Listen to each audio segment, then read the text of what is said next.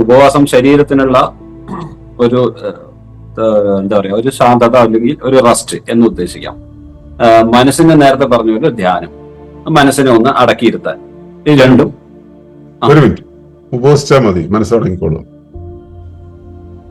ശരി, ഓക്കെ. രണ്ടും അതെ. ഉപവാസത്തിന് എന്താ വെച്ചാൽ ഇപ്പൊ നമ്മുടെ ശരീരം മറ്റ് ആക്ടിവിറ്റീസിലേക്ക് പോകാതിരിക്കണ്ടേ. ഉപവസിക്കുന്ന സമയത്ത് മറ്റ് ആക്ടിവിറ്റീസിലേക്ക് പോകാൻ പാടില്ലല്ലോ, പക്ഷെ നമ്മുടെ സ്വഭാവം അനുസരിച്ച് പോകുമല്ലോ. അപ്പോ ശരീരം എന്ത് ചെയ്യുന്ന വെച്ചാൽ മനസ്സിനെ അങ്ങോട്ട് ഒതുക്കും, പിടിച്ചങ്ങോട്ട് ഉള്ളിലേക്ക് ഒതുക്കും. ഒന്നിനോടും താല്പര്യം ഉണ്ടാവില്ല. ഉപവസിക്കുന്ന സമയത്ത് ഓട്ടോമാറ്റിക്കലി നടക്കുന്നതാണ് സംഭവം.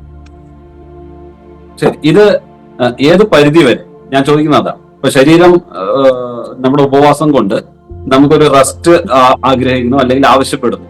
ഈ ആവശ്യപ്പെടുന്നത് സന്തോഷം നേരത്തെ പറഞ്ഞ എനിക്ക് ഓർമ്മയുണ്ട്, എത്ര ദിവസം കഴിഞ്ഞു കഴിഞ്ഞാൽ നമുക്ക് മല കയറാനുള്ള എനർജി വരും. ഓക്കെ, അപ്പൊ ആ സമയത്ത് അപ്പൊ അതും കൂടെ നമുക്ക് മുന്നിൽ കാണണ്ടേ?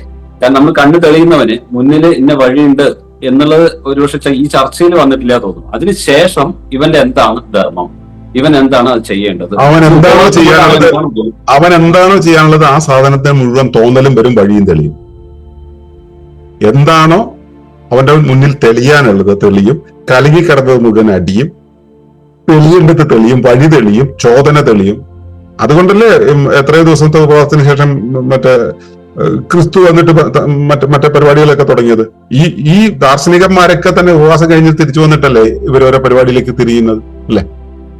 അത് പ്രകൃതിയുടെ നിയമമാണല്ലോ അല്ലെ? ആണ്. അതെ.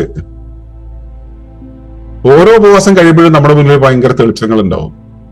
പിന്നെ നമ്മളായതുകൊണ്ടും മനുഷ്യരായതുകൊണ്ട് നമ്മൾ വീണ്ടും അടുത്ത പ്രാവശ്യം ഉപവസിക്കാനുള്ള കാരണം ഉണ്ടാക്കും.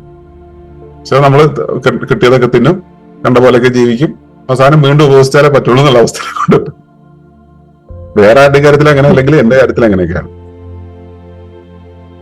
ശരിക്കും ഉപവാസം ശരീരത്തിനും അല്ലെങ്കിൽ ജീവിതത്തിനും ഏശുന്നതാണെങ്കിൽ ഒറ്റ ഉപവാസം മതി. പക്ഷെ ഒറ്റ ഉപവാസം എന്നുള്ളതല്ല. ഇപ്പൊ നമ്മൾ ടോയ്ലറ്റിൽ പോക്ക് ഒരു ദിവസം പോയത് കൊണ്ട് നമ്മൾ നിർത്തില്ലല്ലോ, എല്ലാ ദിവസവും പോണ്ടേ. അതുപോലെ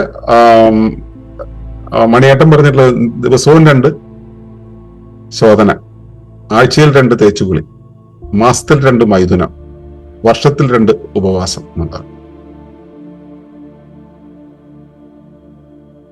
അങ്ങനെയാണിത് കൊണ്ടുപോകേണ്ടത്. അപ്പൊ അത് വേണം. അത് സീസൺ അനുസരിച്ച് നമ്മുടെ ശുചീകരണ പ്രക്രിയ ആവശ്യമാണ്. പിന്നെ അസുഖങ്ങൾ വരുന്ന സമയത്ത്, കുറച്ച് കാര്യമായിട്ടുള്ള അസുഖങ്ങൾ, നമ്മൾ കുറെ വഴിവിട്ടൊക്കെ ജീവിക്കുന്ന സമയത്ത് കുറച്ച് അസുഖങ്ങളൊക്കെ വരുന്ന സമയത്ത് ഈ പറയുന്ന പോലെ ലോങ് ഫാസ്റ്റിങ്ങിലൊക്കെ പോവാം. മറ്റേത് ഒരാഴ്ച മതി, ഒരൊറ്റ ആഴ്ചത്തെ ഫാസ്റ്റിംഗ് മതി.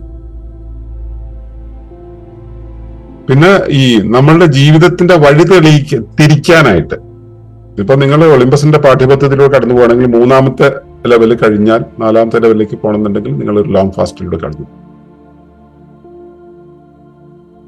സാധാരണക്കാരൻ തയ്യാറാവില്ലല്ലോ. തയ്യാറാകുമ്പോൾ മതി. അപ്പുറത്തേക്ക് എത്തുന്ന അങ്ങനെയുള്ളവരും മതി. അത്രയും നിശ്ചയദാർഢ്യമുള്ള ഇച്ഛാശക്തിയുള്ളവർക്ക് അതിനപ്പുറത്തേക്ക് പോകാൻ പറ്റും.